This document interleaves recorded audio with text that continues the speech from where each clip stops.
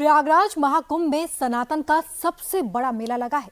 आस्था की डुबकी लगाने अमेरिका से साध्वी कमला पहुंची हैं, तो इटली से साध्वी राधा भी आई हैं।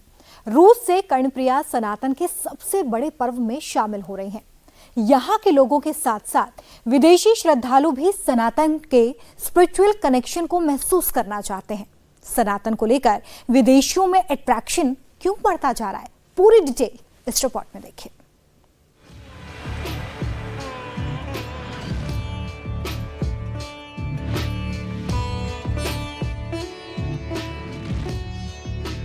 प्रयागराज महाकुंभ में सनातन का जय घोष हो रहा है। देवराज सेव्यमान पावनं कृपांकजं व्याल यज्ञ सूत्रमिंदु शेखरं कृपाकरं नारदादि योगी वृंद वंदितं दिगंबरं काशिकापुरादिनाथ काल भैरवं भजे भानुकोटि भास्वरं भवब्दितारकं परं नीलकंदमेप्सिदर्थदायकं त्रिलोचनं कालकालमंबुजक्षमक्षशोलमक्षरं हर हर महादेव। संगम में आस्था की डुबकी लगाने श्रद्धालु 7 समंदर पार करके आए हैं।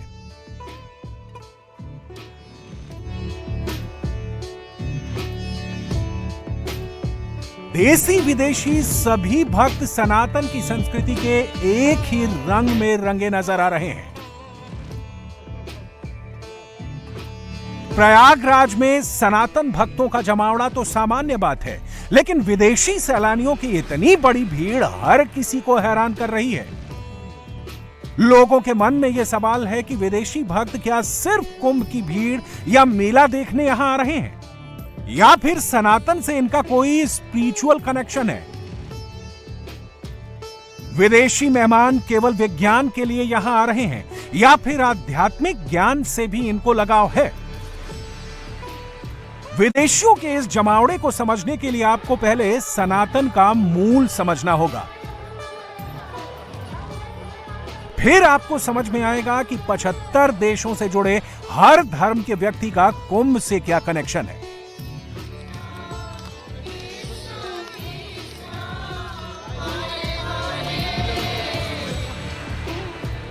सनातन सबके लिए, सदा के लिए। सनातन नहीं कहते हैं कि आपको इस तरह से पूजा करना या इसी तरह से यही वाला मंत्र बोलना है या भगवान को इसी रूप में प्रणाम करना है। सनातन हमको सिखाते हैं कि कैसे एंकर्ड हो जाओ, कैसे कनेक्टेड हो जाओ, कैसे भगवान से एक हो जाओ। हम तो पहले से एक है, लेकिन सनातन हमको सिखाते हैं, याद दिलाते हैं कि हमारे ट्रू सेल्फ कौन है। हिमालयन वे ऑफ थिंकिंग हमको सिखाते हैं कि you have a body but you are not the body, you are soul, you are spirit, you are consciousness, you are divinity.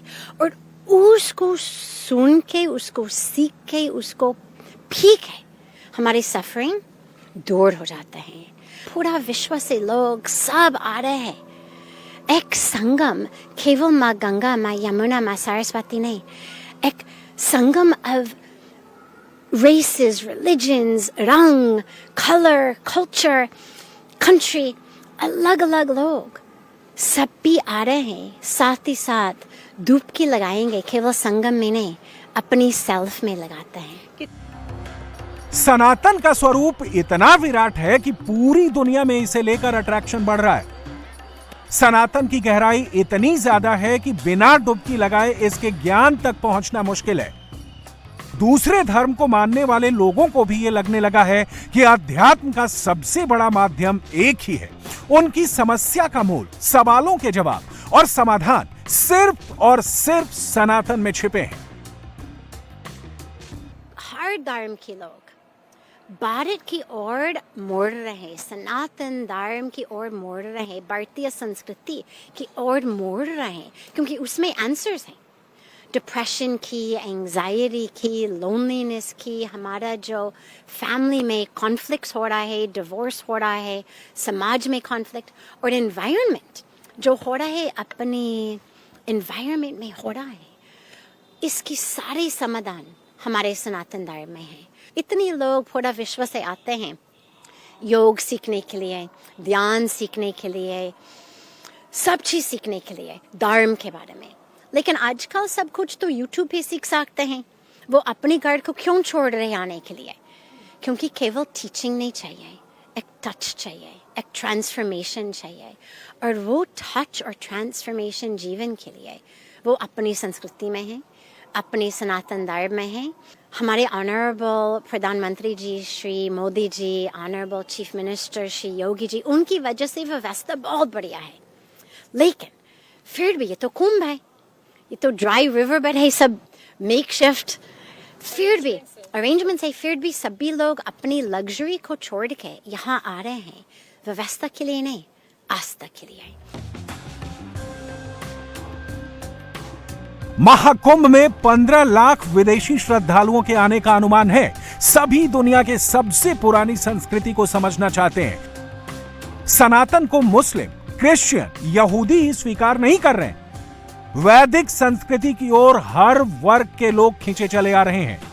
सनातन की जीवन पद्धति को तो करोड़ों लोग पहले ही अपना चुके हैं।